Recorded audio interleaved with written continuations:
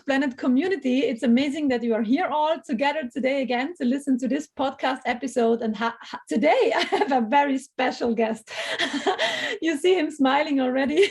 Patrick Oloomali Kotonto from Nairobi, from Kenya. Hey, Patrick, amazing that you're here. Thank you. Thank you so much. I'm Patrick Oloomali Kotonto.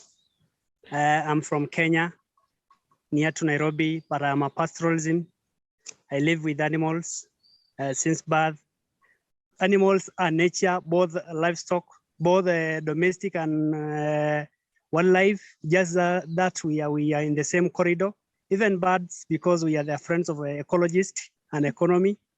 And actually, we are just part of this nature whereby we live with many species, like many species, humans and animal species. So I'm part of them, and I'm one of them. And I'm so hello to everyone, and thank you for hosting me, Sunplat. Just thank you and salute you for connecting us to be with you. Thank you so much. Thank you, Patrick. I think everyone can see your beautiful dress. You are a Maasai. Yes, this is so special. I'm a Maasai by national and by professions, and these are the habit, and this is the red things, and this is the attire. These are nice attire. This is the no one who has in this planet, especially as a Maasai, and we are unique indeed. And say thank you for hosting us. And I'm so proud of you. I'm so proud of you. I think we'll be able to interact together all. Yes. Yeah, totally. I'm proud of you too, because now I want to tell all the people who listen today why I am interviewing you. So I got to know Patrick, I think it's about half year ago maybe. And we are since then connected like brother and sister. It's amazing. It's a family. And Patrick, I know that in your home, it is quite a hard situation at the moment due to the drought. There is no rain coming. And you are working in your garden. You have a permaculture garden. You make food for the whole community to support everyone to have food and to even work on the Baby of Hope school. So people can go a bit to school to learn things.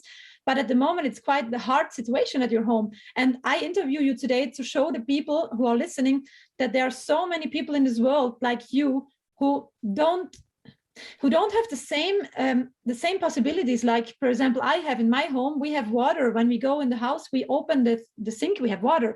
That's not like that in your home. And still, you are one of these people who have so much hope and share so much hope with me. You give me hope.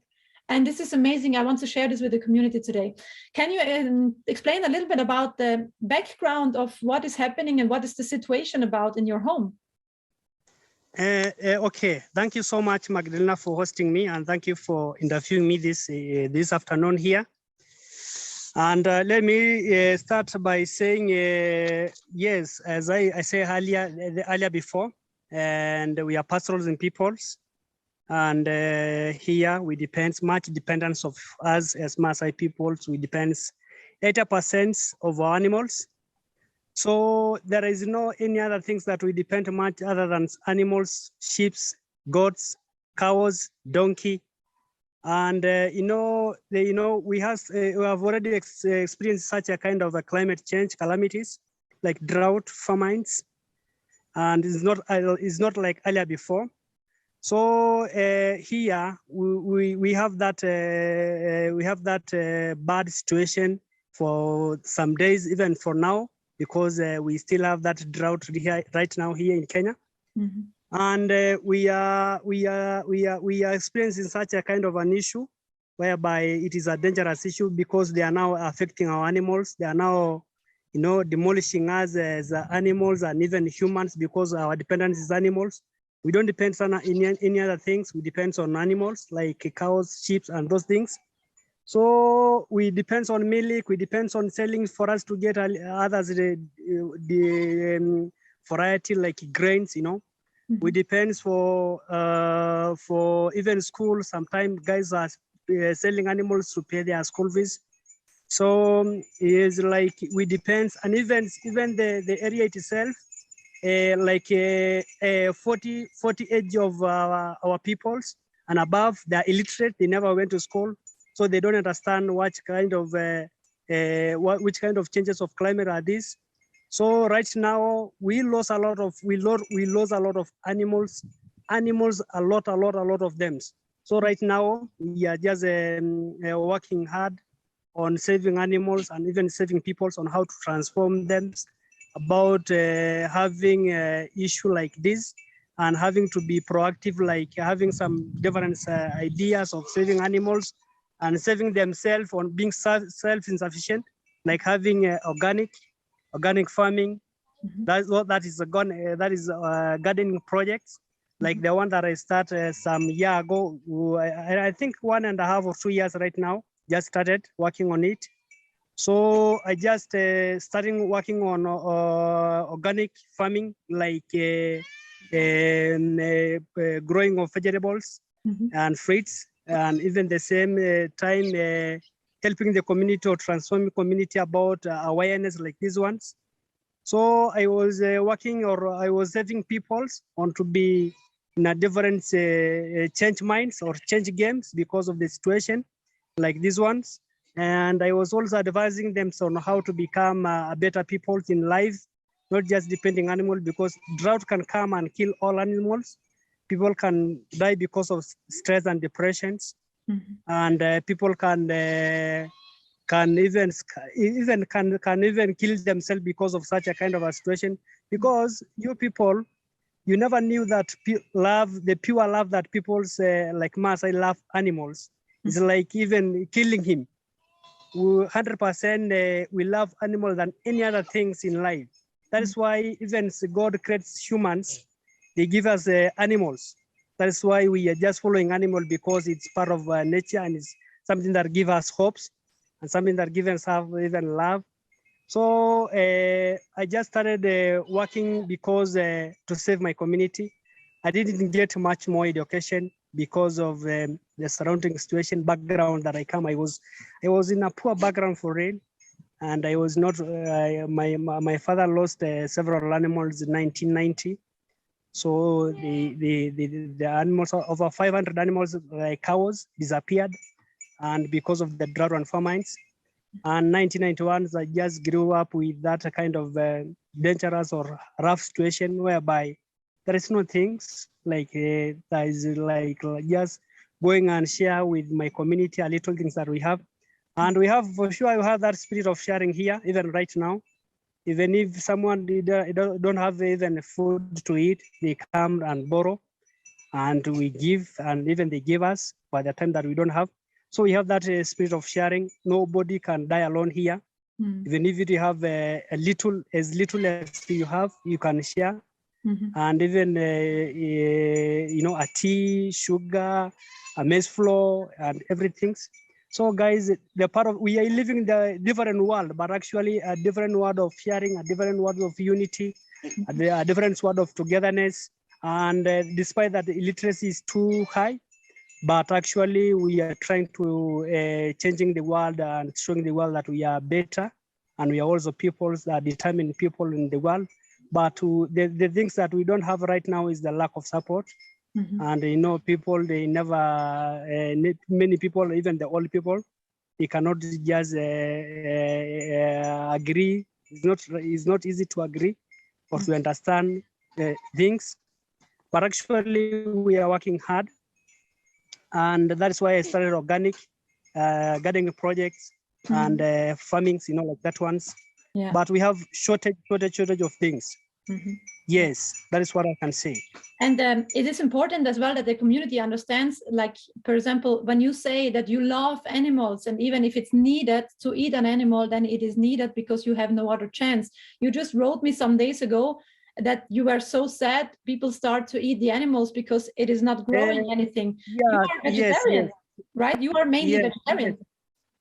Yes, I'm a vegetarian. And I started just practicing that for some years back. And I just hate a lot when I see people eating animals meats. That is why I try just to tell people about to be a vegetarians, in future to be a vegans people.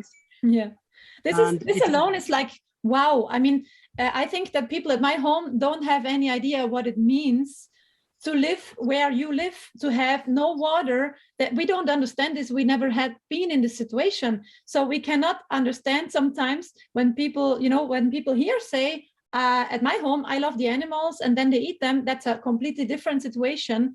Eating animals, they don't eat animals because they have others raw meat. So they have others different food. Yes, they eat animal exactly. Because they don't have any other things. They don't have any alternatives of any other foods. So that's why people are eating animals like cows, sheep, roasted meat, and many things. Even herbs, just go and roast and they take the herbs, natural herbs, just because of that. So they don't. It's not.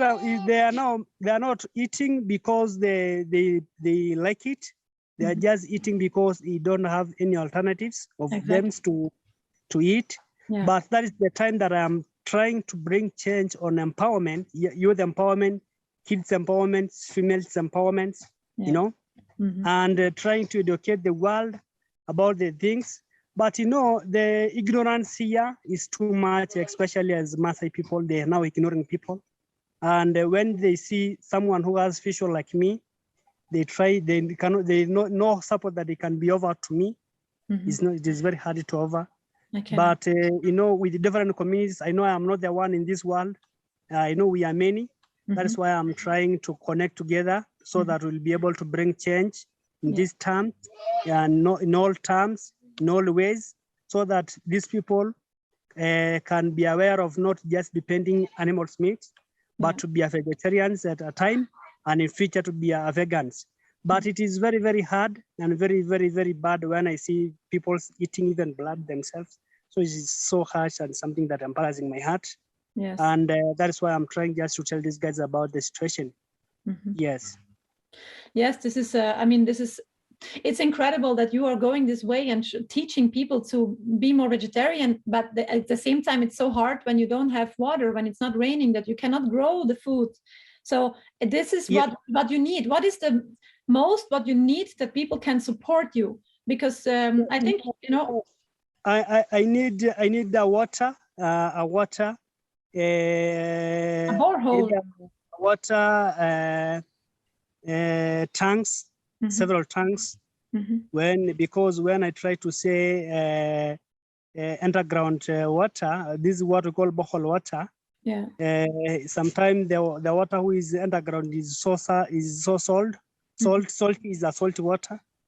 But when I get several tanks, like several tanks and undergrounds, and even when I get the roofing water, like when we have a big building, we can be able to, when in terms of rain like these ones, we will be able to connect, and they will be able to transfer water to those tanks. And we find even a generator. We don't have even a generator to pump the water. So we lack a lot of things like tanks, generator, and even in community like this time, because we started experiencing drought on August last year up to now. People are in a bad mood because they don't have water. They walk water from several kilometers. And we have some borehole and dams around here. Dams are just many, but actually it come up when it dry. So even the seasonal river that we have here, the water come and goes because of the seasonal river. They are not permanent. So I'm just thinking about how we can get water.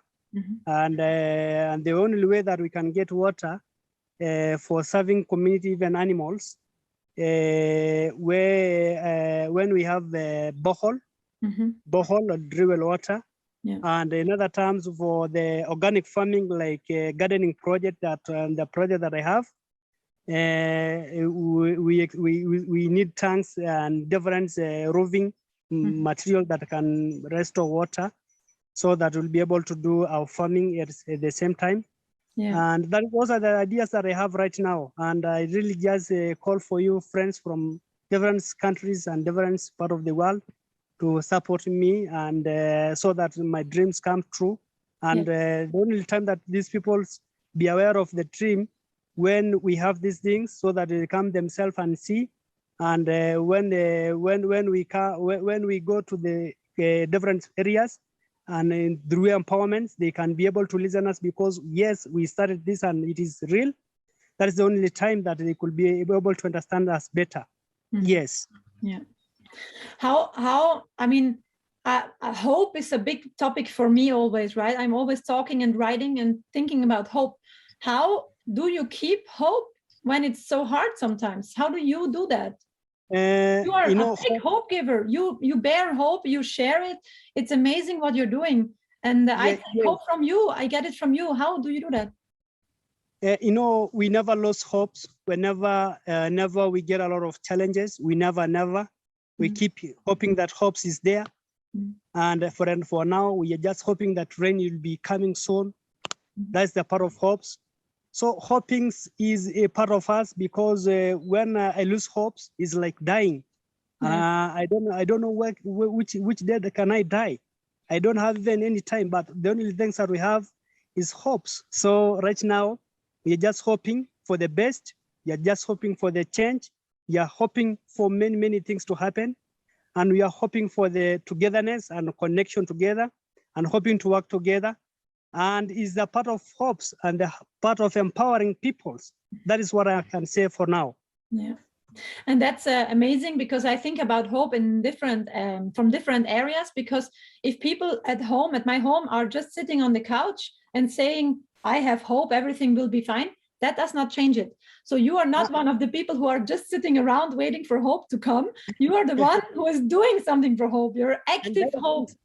The other things is we see many things happen, like losing animals is not easy. And we try just to save them. And you can see even some man can lose everything. Even people can go on because of the dry and famines and many things, situations. So, but when you lose hopes, it is like completely dying of someone. It's completely, you are now over and over and over. So we keep having hopes because of life, for us to enlighten our future, for us to enlighten our boundaries, for us to have persistent people in life, and to be persistent, to be persistent. Yeah. You are like, I have always the feeling you're a small Tony Robbins. This is a coach, a mind coach, and you are like that. I have always the feeling when I talk to you, it's always giving me a lot of hope, a lot of will to do more and to act for this world. This is so beautiful. Thank you, Patrick. I have two more questions. What is your biggest dream? The biggest dream is I cannot live alone.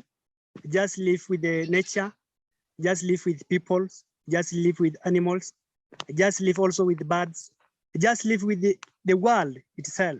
I cannot live alone. I cannot just live alone. So the best things is I cannot see people have a kind of a bad situation while am I alive. So I use just to give people about to be changed, and at least to have positive minds about life, and at least to give people about hopes. Because sometimes I can just think about working on these peoples and transforming the world that all we want and the world that all we need. So I'm just hoping and just admiring just to see equal peoples, equal surrounding, and equal deserve better, like even environment, just to serve environment and just to save and conserve it, and even to save animals and to see them they are better and even peoples. So my dream is to peoples to have a better life, and so that we'll be able to be equals and to be able to deserve a better life for all. Yes, that is what I am hoping, and that is what that is my dream. At least not just to be alone, just to transform people's lives and to give people the hopes about life and even the future, and also to help people where necessarily. Like even in future, I'm just thinking about.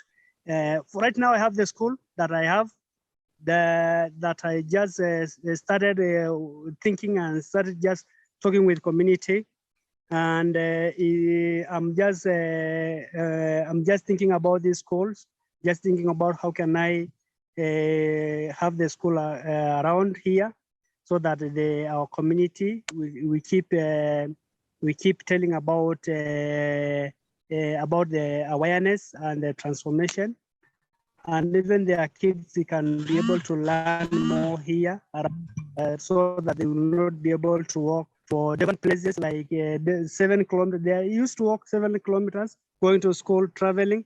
They come through another 7 kilometers. It is too hard.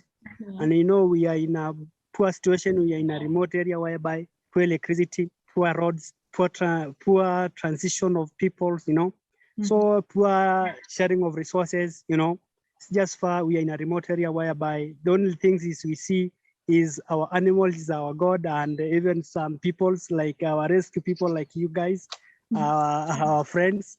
So we don't have any other, even the government themselves, they are too far from us, but we are hoping that the governments, they are thinking they have that platforms of building more schools, but actually this is the one that I have been thinking, and this is the one that I'm trying just to come with it. So right now, my mission or my vision is at least to have the nearest schools whereby learners can come and learn here, and we exchange ideas and knowledge. And at least maybe in future that school will be able to be expanded. We maybe have some medical there, and institutions, some institution whereby people can learn more. And